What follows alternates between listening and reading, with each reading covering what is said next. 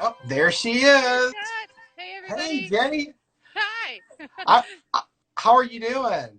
I'm good. I'm good. We seem to have missed a storm. I was worried it was going to be stormy while we did this, but I think we're okay now. So it's good. Yeah. Yeah, good. I know I was planning on being outside on our deck to do this, and the rain is due like any minute. And so I'm like, knowing my luck, if I go out there, it'll happen. And if I Right. don't, it won't. So that's the way, that's called summer showers, right? Right. Exactly. But we could really use the rain. So I'm actually, Yes, it'll be great if it starts raining. You'll see me really happy. So absolutely. yeah. Well, Yeah. it's been great. Look, there's people joining us from California, from New Yay. Zealand, from Virginia, from Hi, everyone. Ecuador. I mean, all over the place, and so that's always great. So that's one fun thing about this time of day is you kind of get some other parts of the world in here. So, Yeah. Exactly. anyway, well, I haven't really talked to you this week, so happy American Flowers Week. Happy American Flowers Week to you too, Scott. It's exciting. It really is. I'm Yeah, so it is. thrilled. Yeah. So have you had a busy day today? It's been yeah, well, it's the usual farming day, so that's how it There always you is. There's always a lot to do, and then I was like, oh, I better mow for the tour, so I just got off the mower. go. So all full disclosure, I had to do a little mowing. It's all good. It's all good. Yeah, yeah, Well, but I I'm want to make, excited to show you around. yeah, and we can't wait. So I want to make sure that I say this, and I'll probably have to say it a couple times. But if you have a question and you want Jenny to answer it, just you can either type it below or you can go to the little question box at the bottom of the screen and type it there. That way everybody can see it clearly. Either way, it's fine. But feel free to jump on with a question. We'd love to kind of have this be a learning time and not just us get to see flowers and this wonderful oasis you've created. So. Yeah. I Um, love to answer questions, so please lay it on me. Anybody that wants to ask questions, I will nerd out for hours. So you'll probably have to kick me off of here, Scott. Hey, well, Instagram will in an hour, so I'm good for an hour That's if true. you're good for an hour. So there Okay, you great. Perfect. go. I love it. So, Okay, so for people who maybe haven't heard the episode yet or whatever, I want to make sure. Why don't you tell us just briefly a little bit about yourself and sure. where you're located and about your farm? Sure. So my name's Jennie Love, for those that don't know, and my business name is Love and Fresh Flowers. I always start with the basics just in case. I'm located in the city of Philadelphia. My farm is actually in the middle of the city of Philadelphia, so not like on the outskirts or anything like that, but truly Philadelphia proper. I started flower farming in 2008, selling my first flowers, but launched my business in 2009. So I've been doing this for a little while. Yes. The farm has moved to various locations over the years, but what I'm going to show you today has been home base for 10 years now. Wow. So it's pretty well established. And then there's also land that we just brought into production too. So I'll walk you through all of that as well. That's And then great. the primary way we use the flowers, it is a farm dedicated to flowers. This year I'm growing a few vegetables for the first time, like everybody else in the world, I think. Yeah. So, but we've always been a fully dedicated flower farm. And we usually use our flowers in weddings, which you'll hear in the episode if you listen. But this year, things are very different thanks to COVID. Right. So, no weddings as of yet. So, things have shifted a lot. So, today was our Tuesdays are our CSA day. So we have a CSA, we have a flower delivery route, we have something called the season pass, all these things I talk about in the episode. So everybody on the Yeah. podcast, so you should go listen to that if you want to hear more. So yeah, Yeah, it's great and information and really thanks. helpful insights into how you've handled that. One question I don't think I asked you is, do you live on this property or do you live nearby? I don't. I don't live on my farm, and I'm really grateful for that, actually, even though for a long time I was sad that I didn't live on my farm. And you'll see it's really gorgeous. It's a beautiful spot, way prettier than my house where I live. But it is really nice to close the gate and go home at the end of the night. So I live about 15 minutes away from where I farm. It's actually only about 2 miles away if I felt like walking every day, but because I'm in the city, it takes about 15 minutes to drive 2 miles. So Crazy. that's just the way life is here. But yeah, so I live nearby, but not on the farm, and I like it that way. So Sure. yeah, yeah, Well, I noticed somebody asked a question about dahlias. So when we get to Okay. dahlias, I want to ask that question Yeah, definitely. in the Yeah. tour. Yeah. And so, yeah, so I guess let's jump in. All right, I'm gonna switch around and show Sure. you the other direction, and then maybe once in a while I'll flip back to my sweaty face. So we'll see how it goes. Full disclosure, I'm not a super great person at Instagram Live still, but I'm gonna try. So technology, all those things. It's But You're good. here You're we go. good. So where we're starting here, if I can, there we go. Uh-huh. It's very dark, but hopefully it shows up. So I'm actually starting you out at the driveway leading into the farm. So we have a brand new planting here of Pieris and Caryopteris. But we're going to Oh, walk up to wow. the farm the way you would if you approached it. So you get the full effect. This isn't usually the way people see the farm. So I thought it would be fun to start here. Yeah. So you So said you planted Caryopteris, yeah. which I love that plant. Oh, it's amazing, isn't it? When do you And think that you'll be able to start cutting on it? So I've been growing Caryopteris for years. It's been one of my coveted secret weapons as a floral designer. I love it. And usually you can start cutting after the first year. So even at in this fall, I'll be able to cut some from it. But I have the blue, and now I have blush, which I'm very excited Oh about. my gosh, I So love that. yeah, Oh, so you I'm have some friends. yep. I just thought I would introduce you to my I don't know what they are, co-pilots, I Co-kitties. guess. So we've got Leo and Tigre. They are the farm rock stars. Also chief mousers and chipmunk eaters and all the things. They're the hired help. So, I understand. but they love company, and whenever we have workshops, they are always around. So I thought it'd be fun to include them in this. So Absolutely. all right, so we're going to take a tour of both fields, but I'm just going to do the pan over first. So on this side of the driveway is a newer field, and it's all woodies. It was planted last year, and I bought this side of the driveway. I actually own this land, and I bought it in 2018. So I've only had it for 2 years. And then that's the new barn. Okay. And then this is the established farm. So we'll go in there and take a tour too, but people should definitely ask any questions along the way as we go. And Scott, you should ask me questions too, because I thrive on questions. That's absolutely. Well, somebody's put a question down below. I'm going to pop up here. Okay, so somebody put okay, good. So I'm glad someone did that, so we know where to go for the Dahlia question. Okay, great, perfect. Yeah, any other questions, ask away. So we'll start. Actually, I'm going to go into the new Woody's field here. So you can see I have a deer fence up, and anybody who's a new grower, I cannot advocate enough for deer fencing, proper Amen. professional deer fencing, not the Amen. little electric fence, because that doesn't work. I had that for a long time. It really does not work. I didn't even realize how much damage the deer were doing until I put this fence up. So it was a big investment. It cost about $8,000 per acre to put up a high fence, but it's worth every penny for Yeah. sure. I So mean, I've got to jump in because yeah, I don't know how many growers I've worked with over the years.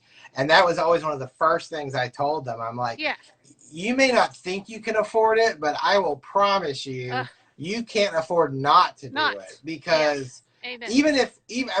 I've heard stories where people are like, well, we don't have deer issues because there's hunters or because of roads and things like that. And I'm like, and sure enough, within like 12 months, they were calling me or they were telling me Yep, that all of a sudden they're getting deer pressure. And amen. so it's one of those things that it's a huge investment up front, but It it is. will pay for itself probably the first year, if not the It second. So It absolutely will, Scott. You're dead on, because I was resistant for the longest time because I had a double line electric fence and I was like, that's doing the job. And I didn't even see the damage the deer were doing. Like, that's the thing. They're such tidy eaters. So I didn't even know what damage they were doing. And then as soon as I put up the high fence around the other field, which has my dahlias, I was in awe of how much my dahlia production increased. And I was like, oh my gosh, the deer have been eating like 75% of my dahlias this whole time, and I didn't even know it. So yeah, you may not think they're doing any damage, but they really are. That is oh, just what deer do. They're really tidy eaters, so you won't even see what they're doing. So, But I'm Amazing. going to just walk through here real quick, and I just wanted to show you. It looks a little overgrown, but I wanted this was on purpose today. I was excited to have this tour so I could show everybody. So this is the new Woody's field. It's only been planted since June of last year. We did this Okay. all no-till, so we didn't till the field to plant. And it was a process which I'll write in my blog at some point when I have time. But Right. what I'm doing now is I'm leaving this tall ryegrass up in here. So this is rye. And I left that stand on purpose to create a windbreak and to create a community around these young plants that were really vulnerable, you know, when they're younger. So this has worked out really well. I've never seen so much lush and quick growth in my woodies as this. So we as humans always want to control, control, control. And, you know, my inclination was to mow this down. But now that I've done it, I'm like so excited that I did it because I've never seen such good woodies growth. And you can I just love that. tell, yeah, you can just see like how abundant this looks. And then earlier today while I was on my mower, I purposely mowed a section, which broke my heart to do. Oh no. But just to demonstrate, this is a good visual. Like this was just mown. Look how like kind of deserty and lonely those plants look. Like, yes, it looks nice and tidy, but now they're like everybody's exposed. Yeah. Yeah, exactly. So So what are the go I ahead. want you're walking by things, which I think is great, but I would also maybe if there's a few things you don't mind mentioning what they Oh, are sure. for Yeah, people yeah. who might Sorry. want to get an idea of like what you're growing. Yeah, yeah. I'm sorry. I always No, it's forget. okay. So in this field, we've got, I'll start over on this side. We've got a lot of viburnums. Hmm. So this row is viburnums, and there's more over. Why can I not see my finger? Oh, there we go. More over there. With the screen split in half, it's really weird. I know. Um, and then down in through here, we have Syringa lilacs, but it's the kind, which now I'm going to forget, but it's the ever blooming kind of lilacs. So they're young and they're just getting started in the back. This field is really deep. It's over an acre and it's a very narrow, skinny field. So it actually goes way back over that crest in the hill. So that's And interesting because okay, so being in the South, you know, we waved the white flag on lilacs a long time ago. ah, You know, it's just too hot. They don't get any yeah, rest, yeah. and you know, so I've never heard of ever blooming lilac, Yeah, there's a and that's kind that you can, it grows, they bloom on new wood and they'll rebloom through the summer, the way that a quick fire hydrangea does. It's amazing. wow, I know, I'm so wow, stoked. It's going to take 3 years for them to be in production, but I'm but totally so stoked. worth it, so Yeah, worth it. exactly, Someone exactly. someone's asking about your spacing between Oh, sure. rows. Yeah, good question. So the grass aisles are purposely and very precisely measured at 60 inches. That's the width of the mower deck. So Okay. I can just do one swoosh down through whenever I do mow. I can take one swoosh down through each of the aisles. So I'm very. This is my second Woody's field, by the way. Right. I have another Woody's field, which we can't tour today because I'd have to get in my car and drive to it. But it's my Sure. original Woody's field, and it's been in production for 9 years now. So I learned a lot from having one Woody's field and then starting another one. So this has been a very, very precise effort to establish this so it'll be zero maintenance when I get older and I'll have like this great production without a lot of effort. So each one of these beds is in the landscape fabric, woven landscape fabric. And then the holes, when we first planted, all these plants were planted as tiny little liners, like small Right. transplants. So we just burned small holes when we started to get the plants in the ground. And then each winter, as the plants start to mature, I go back through while they're dormant and I burn bigger holes, so that Oh. the weeding is just progressive. So as the plants get bigger, they can shade out the weeds. So you just kind of progress a little bit at a time. And then the other thing to note is the wood chips on top of the landscape fabric, which is in theory a no-no if you are sort of a more conventional grower. But I'm really dedicated to regenerative agriculture at this point, regenerative farming practices, Right. which is even where the farm is certified naturally grown, which is a kind of certification similar to organic, but actually I consider it a step above organic. Oh, really? Yeah, because it requires the grower to be far more concerned about the ecosystem versus Yeah, organic just says, please don't spray these things that we said you're not supposed to spray. right. So it's a more holistic and um, it's a set of responsibilities instead of just a set of rules, if that makes sense. Right. I don't Oh, know it if it does, does. but Yeah, I was familiar with that organization or that system down here in Georgia when we were farming a little more. And the thing I loved about it too is it's very interactive. It's yeah, very, mentoring and community based, which I right, felt is really right. good because it helps people learn techniques and things. So what's that? Exactly. So this is my very favorite hydrangea. Do you know this one, Scott, Mr. Plant Nerd? Oh yeah, it looks like Tardiva or Tardiva, but Yeah, am I close. close? There's a bunch of bigger ones over there we'll go look at then. This is Hydrangea paniculata quickfire. Oh, So it's a quick fire. quickfire. Okay. Yep, yep. So Tardiva is a more generic name for it, Yeah, but it's more important to me to have the cultivar because it's just the most beautiful hydrangea and it comes so early. So here we are at the end of June and I'm already cutting hydrangeas like crazy right now. that's amazing. Because and then these are the ones that will rebloom. So we'll cut now and then they'll rebloom in the fall. So I get two Amazing. harvests off of these plants. And to just blow your mind a little bit more, these plants are only 8 months old. Oh I'm my already goodness. cutting crazy amounts of these. I've been harvesting off of these particular plants already this year. So they're super, super productive. And I credit that my other ones that I planted before were not this robust this early on. And I credit all of this to this field being completely regenerative and no-till and focused on a holistic environment instead of just my own personal ambitions, so to speak. So, Right. I yeah. love that. We So, had somebody ask a question a minute yeah, ago about like how long do you wait to, this is a great question, yeah, to start cutting on your woodies? I know if the yeah. lilac you mentioned 3 years, but then in this case it's this year. So Right. Yeah. So every woody has a different prescription, so to speak. So these hydrangeas, because they bloom on new wood, I know that they're going to regenerate really quickly. So it's kind of on the grower to know and understand the flower or the plant. sure. So that I can't cut. I can cut on right away. But then over here are some young baby peonies. We have a couple hundred peonies in the other field, but these are new ones. This is actually etched salmon and I I love can't that touch those variety. for, I can't touch those in theory for 5 years, but I'm sure I'm going to start cutting after 3 years because I can't wait. That's what I did on my last ones. So those you can't cut. But then you come over here. By the way, this is Abelia in here, but apparently Abelia hates me. It keeps dying. So that's a lost cause. Right plant, right place is what I say. So if it doesn't work, I stop fighting it and I just choose something else. But this aisle is Ninebarks. So we've Oh, got Ninebark tiny wine and Ninebark ginger wine. And then there's Ninebark Diablo back there somewhere. And this, I've actually been cutting like crazy already this year. I cut and cut and cut already for bouquet making this year. And again, these plants were just planted last year. So I can cut like crazy from them. So it did they just depends. bloom? They didn't bloom this year. No, they Okay. will once they get older and have older growth on them, but not this year. I So love that plant. I love it's nine bars. amazing. I can't say enough about it. And then we've got over here, we've got some new Baptisia. I have a lot of older Baptisia in the other field.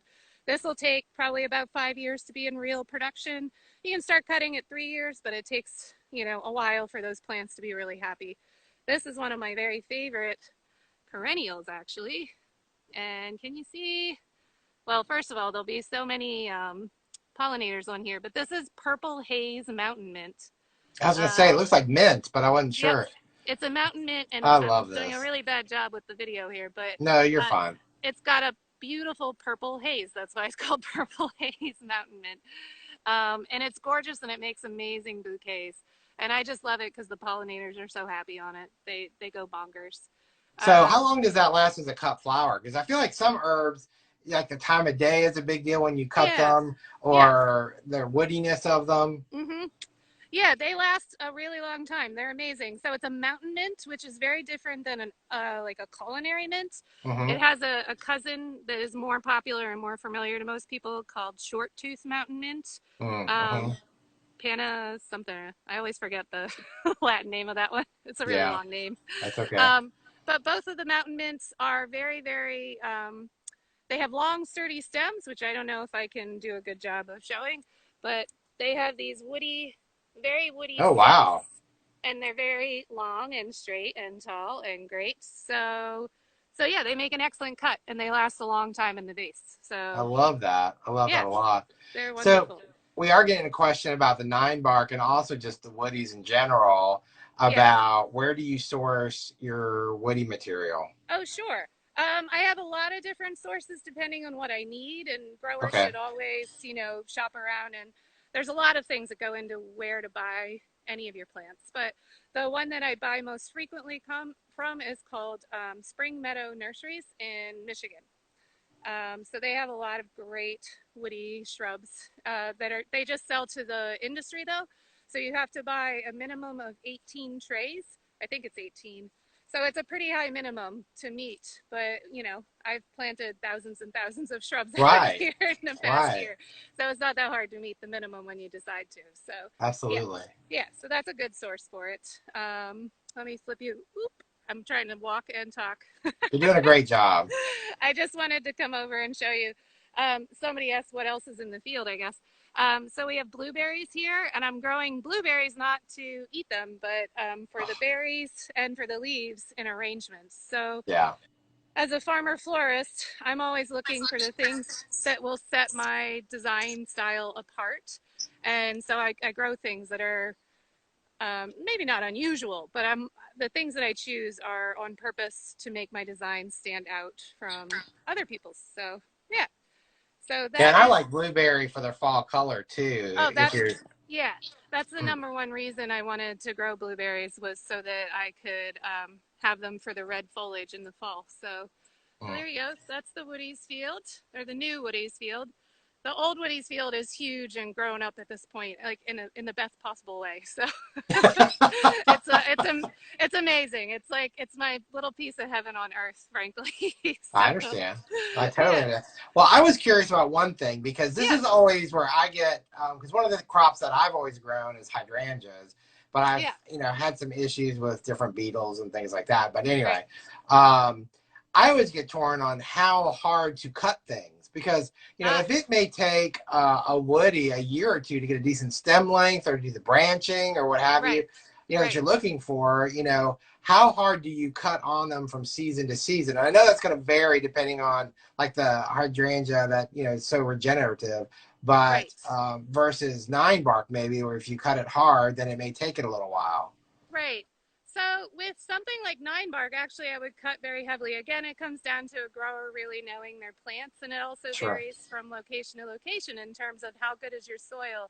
Do you have irrigation on it? So if you Mm. don't have irrigation on woodies, then you probably shouldn't cut as hard, and they're not going to get as long of a stem early. As they get established, they'll be very, very drought tolerant usually. But so it depends on how good a care you're taking care of them, really. But once they're established, I cut like crazy. Most of my woodies in that field and my other woodies field will be stumps at the end of the season, and then they come back. They just do. That's That's what amazing. woodies do. They're phenomenal. So, like let's say like viburnum opulus, which is snowball viburnum, Mhm. is a huge crop for us in spring for May weddings. And so I have these huge established snowball viburnums at the other field, and I'm taking, like, no joke, 10-foot stems off of them for Wow. wedding work so that I can make giant urns and do huge huppas and all of that. So and they're like bigger and bigger every year. It's crazy. So you can't Amazing. really, I don't think you can overdo it with woodies once they're established, but you have to have patience for that. So Right. Right. yeah, Right. yeah. So I'll flip you back around here. I'm just going to show you. This is the harvest shed. So this was where, believe it or not, Scott, for the first, well, I can't even remember, until April of last year, this is where I did all of my business out of this 12 by 14-foot shed. All the weddings that we did, all the workshops that we did was in this little red shed. And I look back Amazing. back on it now and I can't believe I did it. So you don't have to have a huge space or a lot of resources if you're a newer grower and you want to you know, make do with a little bit, you certainly can. So that truly is the home of Love and Fresh Flowers, basically. But now it's Wow. just the harvest shed. Now it's just a dirty shed where like the employee lockers are and the stacks of buckets are and so forth, and the cats live. But I'm not even going to really show you too much because it's embarrassing at this point. But I just wanted to inspire people to know that you could do a lot in a little space. Well, yeah. I mean, Yeah, everybody has to start somewhere, and yeah, and I'm glad you showed that because I always feel like so many times people get embarrassed or they get frustrated or they think they can't do it, and right, sometimes, it's like, yeah, you may see a business or find out about a business after they've been in business for so long. right, That didn't happen overnight. right. A No, lot of it's a process. yeah, it definitely did not happen overnight for me at all. In fact, I originally, when I first got this field that we're looking in now, this is the field I've had for 10 years now, or yeah, 10 years now. Um, and when I first got this field, it was an overgrown, weedy patch. There was nothing in it. So everything here I had to build myself. And I was working out of a pop-up tent, one of those like farmers market pop-up tents for Really 2 seasons. Yep, 2 seasons. I didn't have a cooler. I took the flowers home to my basement, and that's how I really got started. Then upgraded to the red shed, and now I've upgraded to this big, beautiful black barn as of last April. So this came last April. And now this is where we do all our workshops and design the weddings when the weddings happen. And so I'll just tuck in here real quick to show people amazing. um, the space, which is still a work in progress. But But what this an is where, amazing space! yeah, it's so Congratulations. good. Thank you. And there's there's even more behind the curtain, but I'm not willing to show you the dirt. Feel like we're at Wizard of So, Oz. Don't look at the right, man yeah. behind the curtain. So Yeah. yeah, exactly. But then I just finished a new cooler. So this is a brand new big cooler that's almost, I have to still put those sides on, but so we've expanded the cooler space. I now have 3 coolers in total. So lots of moving and shaking, but it's with time. It didn't do it right away, that's for sure. So yeah, so that's the barn. What a great space. I love Thanks. this. And the one thing, if I can offer a piece of advice to anybody, is to get rolling work Yes. tables. So this is all essentially modular, and I can just roll them around and do whatever I want, and teach workshops. Students get their own table. So a good idea if you're just starting out designing a space. So there you And go. great for social distancing if you're It trying to is. teach a class with that. It is. Yeah, we just started teaching. I just started teaching workshops again in May, and did 3 workshops under social distancing guidelines. And I'm not gonna lie, it was really hard. But at least I had rolling tables. There you So go. There you go. that was a good thing. So Um, we do have a question about going back to woodies and about yeah. deer. Like, I guess Julie looks like she really loves Ninebark, but she's afraid the deer will bother it. Do you Yes, know if they will. they will? So They Julie, be will. afraid. Yes. Julie, Yeah. be Yep. very afraid. Be afraid. Definitely be afraid. Yeah, to answer your question, Julie, unfortunately, the only woodies I can say with confidence that won't be eaten by deer is Pieris. That's the only thing I know that deer Interesting. will not eat. And even then, when you first plant it, they will yank the young transplants out of the ground. Just trying it, just nibbling and being like, hey, I wonder if this tastes good. Yeah, appetizers. Yeah. I know again, I have a lot of hydrangea, but we never had deer pressure on our hydrangeas, or at least now I'm wondering if I have had it and I don't know You it. didn't know it. I But bet you that's true.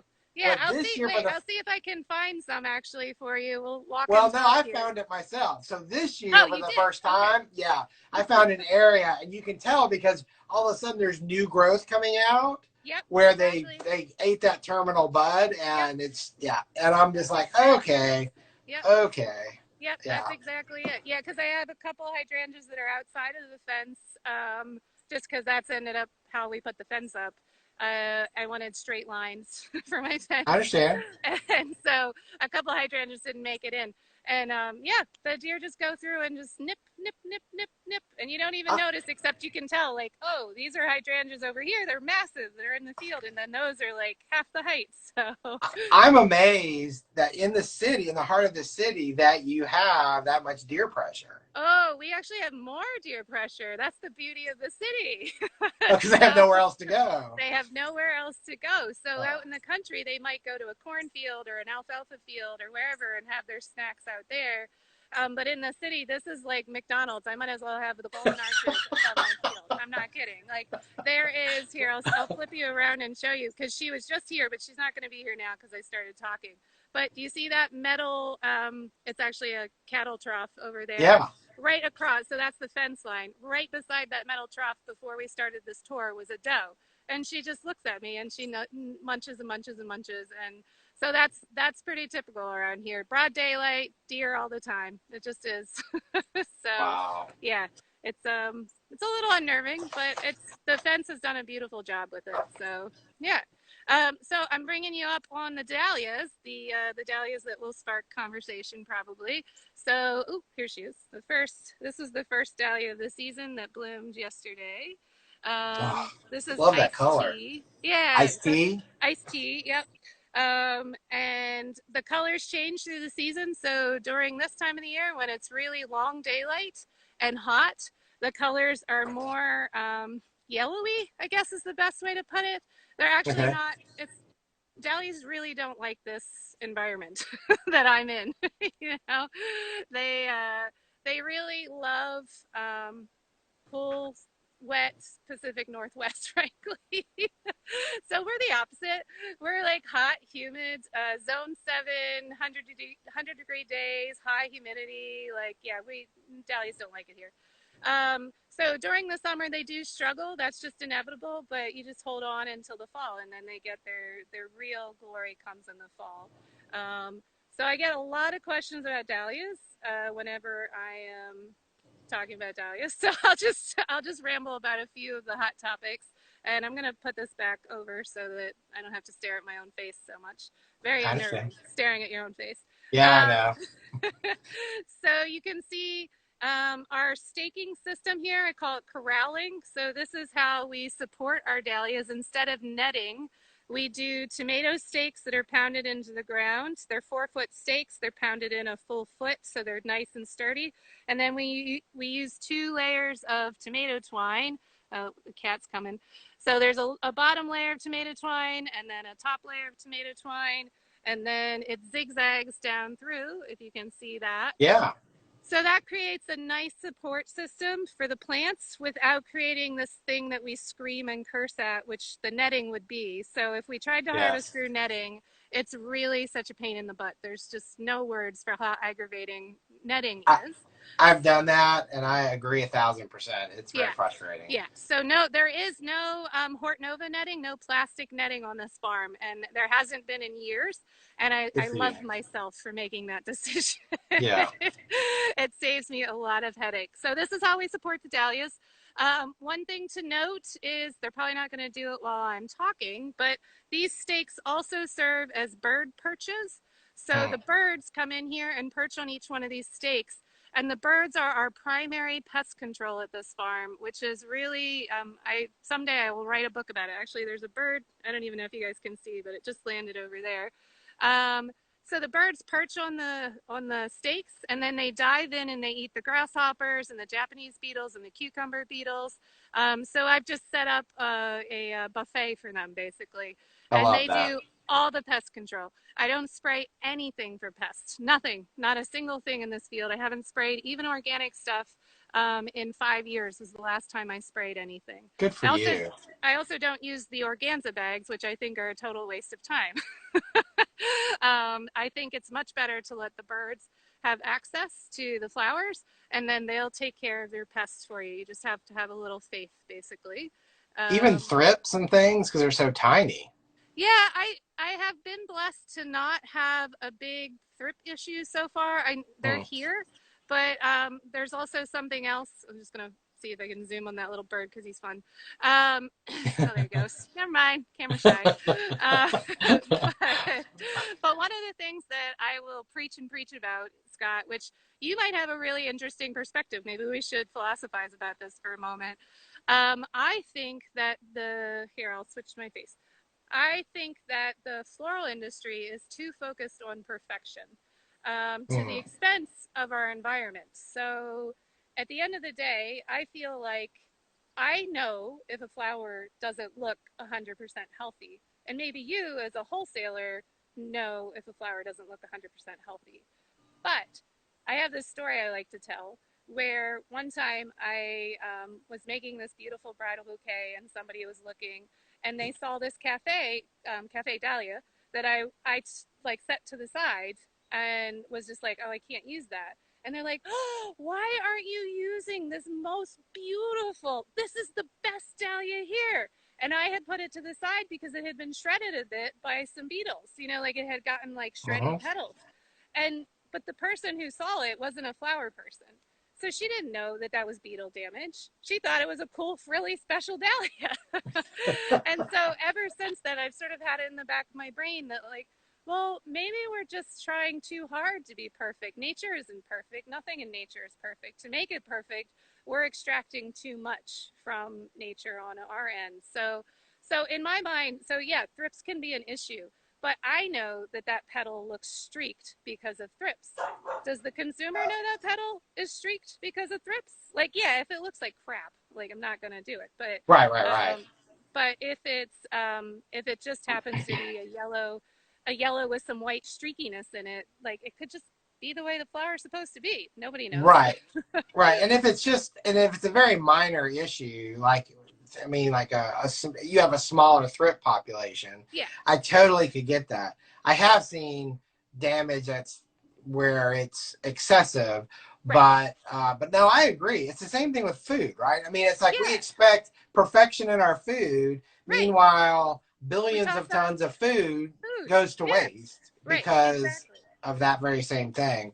No, I agree. And I feel like too, I mean, I feel like, and especially, you know, now, you know, if you haven't heard the episode with Jenny, you need to go listen to it. But now that you've pivoted your business, you know, I mean, every flower can have a home. I mean, obviously if it's bad, that's another situation. But we're talking about these minor imperfections. You know, it still makes a beautiful bouquet. Right, and exactly. So, exactly. Yeah, there's certain things that I would never send home to a person. You know, I wouldn't send flowers out into the world covered in aphids, for example. Right. They're going to crawl around and be a pain in the butt in somebody's house. Like, yeah, I'm not sending like creepy crawlies with anybody.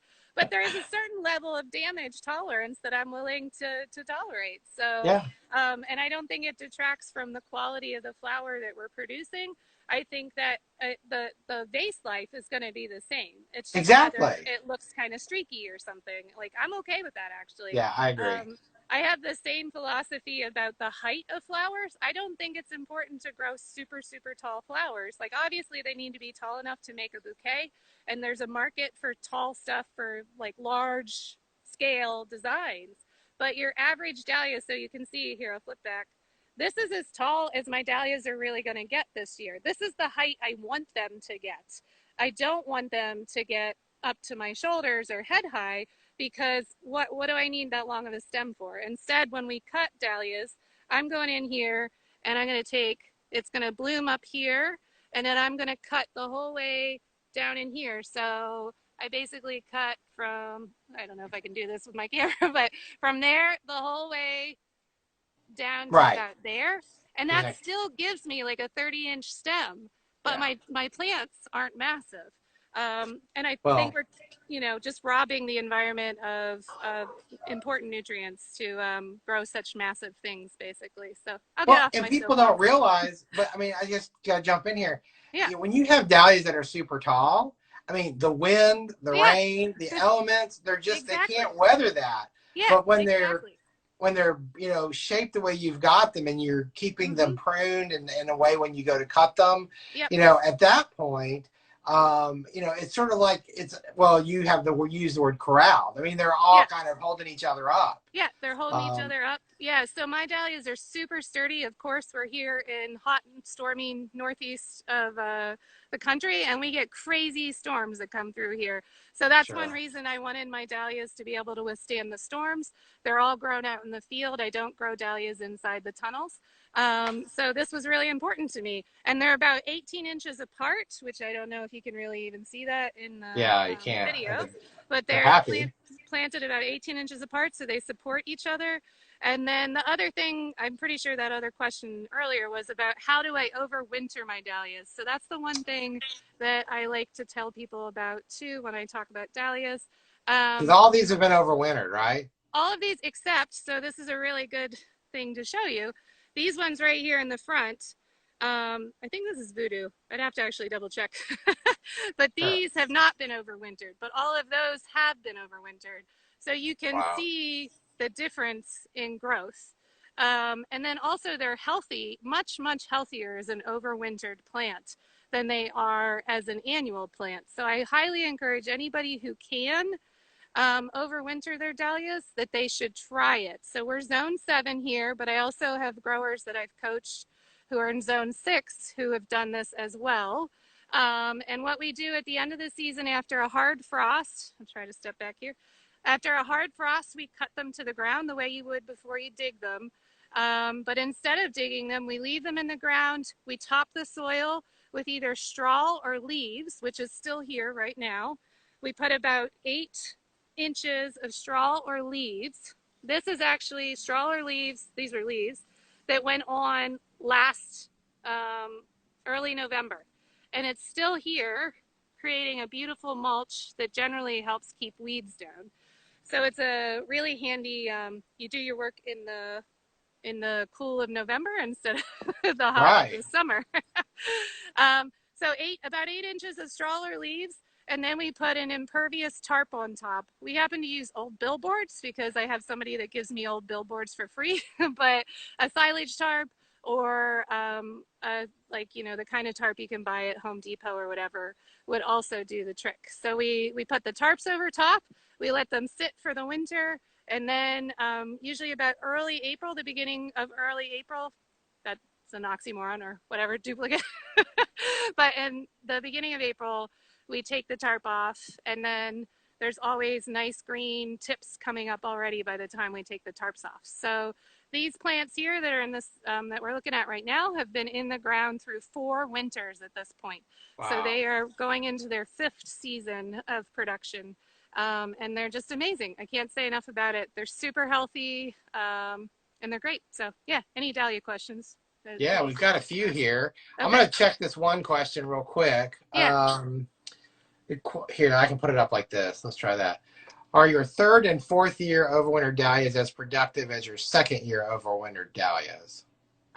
Yes. They're more and more productive every year. I keep waiting for them to sort of max out somehow, but they have not yet. This was the year I was most concerned about. I was thinking like, oh man, you know, most perennials you're told to dig and divide every 3 Right. to 5 years. So I consider my dahlias perennials now.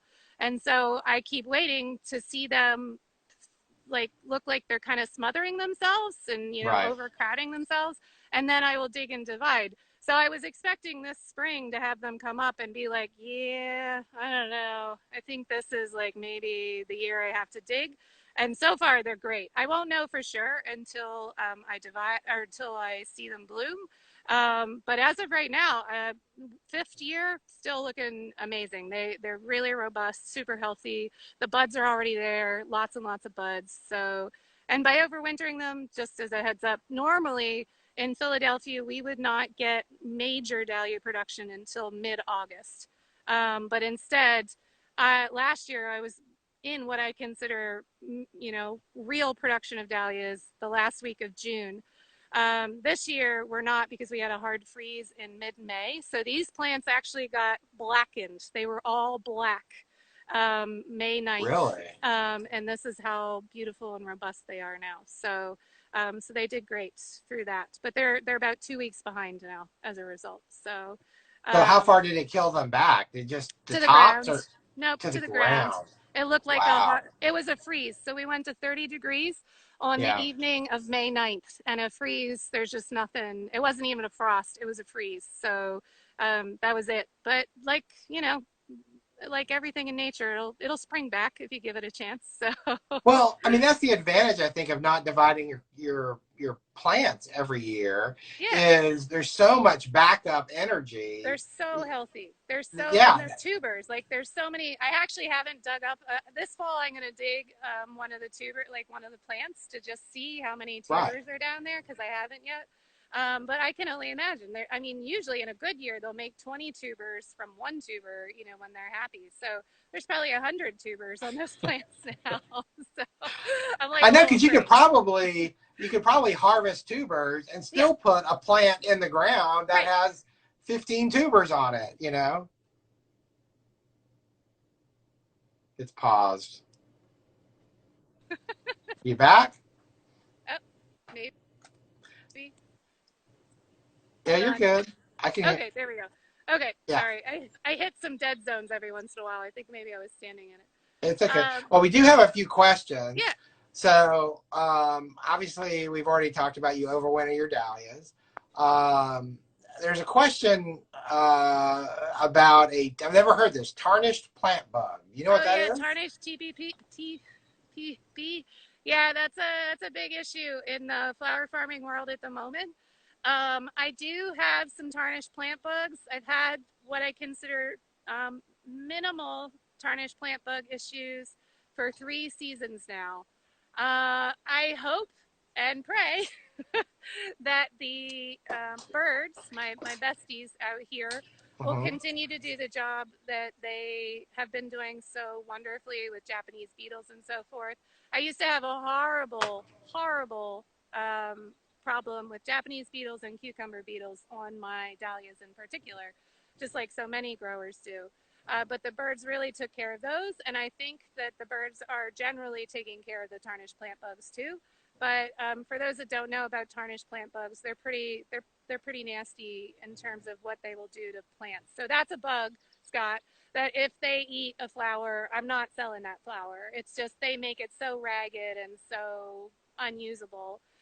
There's just no hope for it. So they start hanging Yeah. out on the buds of flowers, and then they just slowly eat that bud as it starts to try to open. So it really does a lot of damage. Is it something that's more present up north? Because I've not heard of it. So, Um, I feel like I've heard growers everywhere talk about okay, it, so I'm not sure. I'm out of But the maybe loop. it's mostly just it's a real issue with cut flowers. So Well, it sure. doesn't seem to do like they don't do any damage to the plants that I've seen. It's not like if you were a home gardener who wasn't terribly observant of your garden, you might totally miss them. It's not like they're going to kill the plant necessarily, but they will definitely make the flowers look like crap. So, Sure, yeah. sure. So that's an Okay, issue. so I know we're in the last 12 minutes here, and Okay. it's flown by, which is exciting. It really has. Um, Here, I'm gonna just keep walking. You guys keep talking. that's fine. So, question about aphids. Yes. How do you get aphids off your flowers? I so I don't. Okay, the birds do it.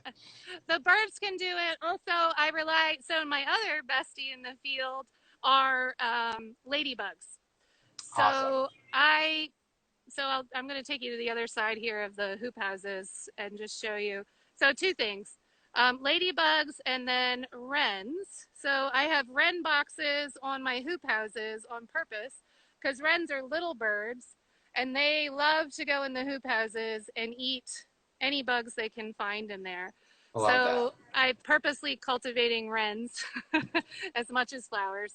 And then this is our spring hoop house where like all of it doesn't look that great right now, but where all of our ranunculus and all of that are grown in the early spring. This comes into production in late February every year. And so what I do in this house, which helps the whole season, is in mid-February and then in early April, I release ladybugs. So I buy in ladybugs and I do a big ladybug release. And the purpose is to get the ladybugs established before the aphids get established. Mm, So that's hmm. why I'm releasing them in early February before I even, there are no aphids, you know, there's nothing to worry about.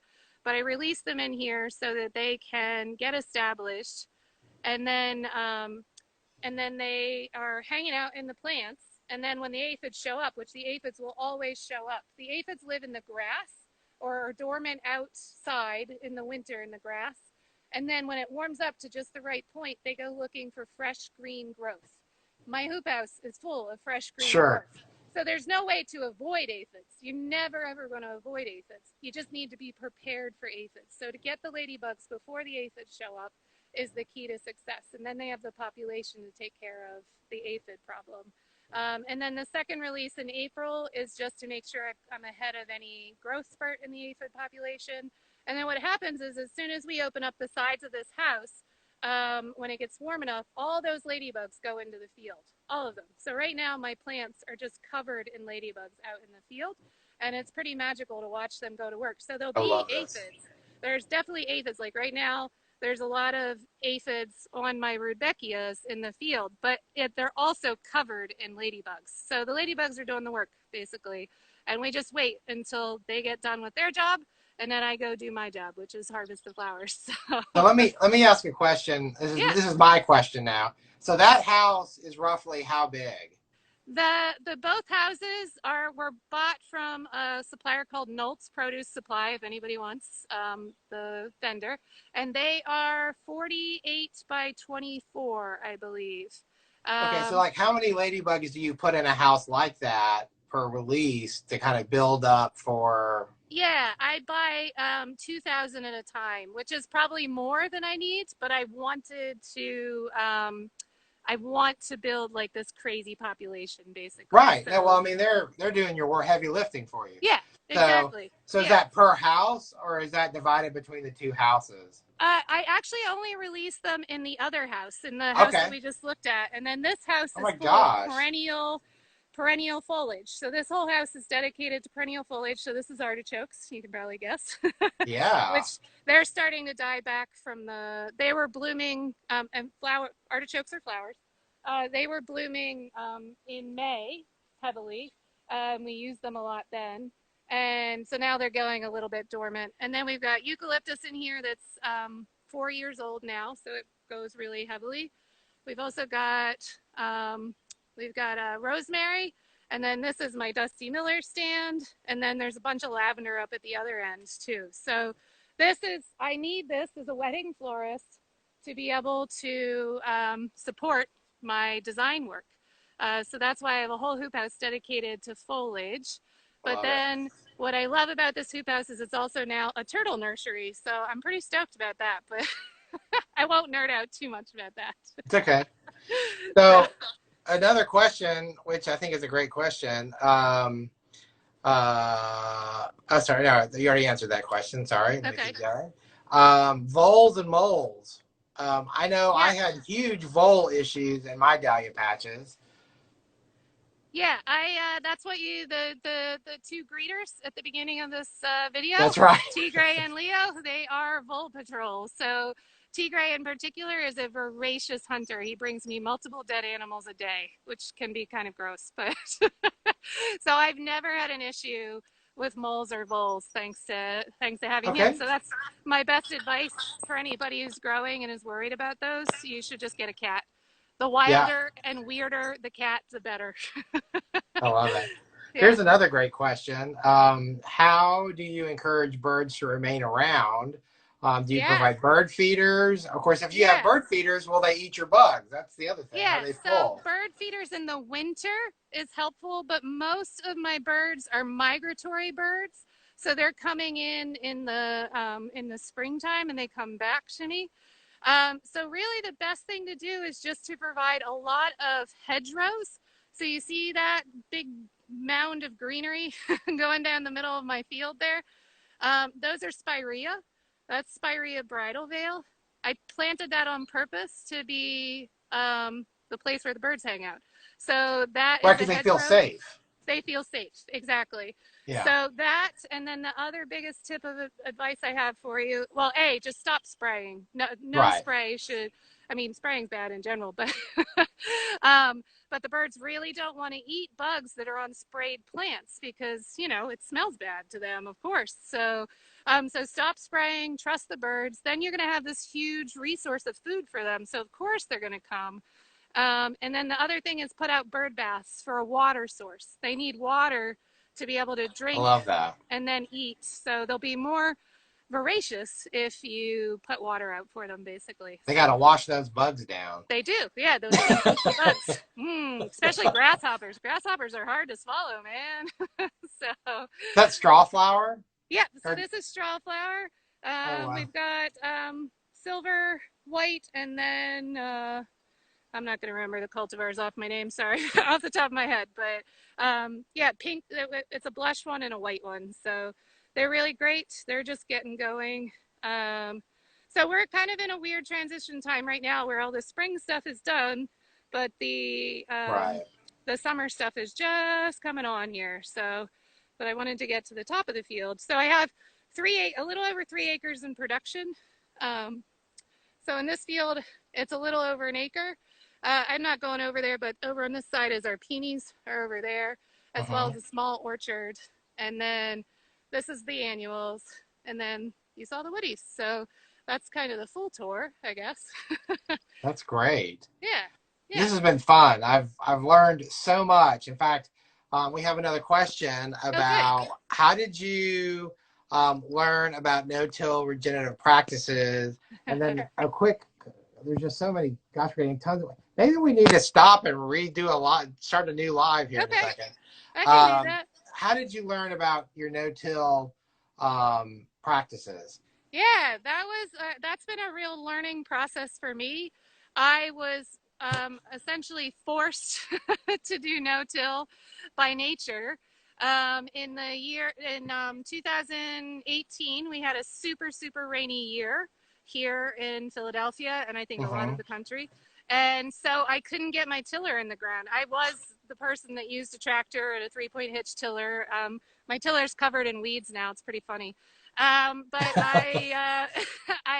so I was like, well, I don't know. I got to figure out a way to get these plants in the ground because they're going to die in the transplant trays. So I did some quick research. I knew about no-till farming, but I just did some quick research about it and came up with a general strategy and sort of went down the path. And then once I started exploring it, I was just enamored by what it promised. But I was, as any farmer, truly skeptical that it could really deliver on everything that it's supposed to deliver on.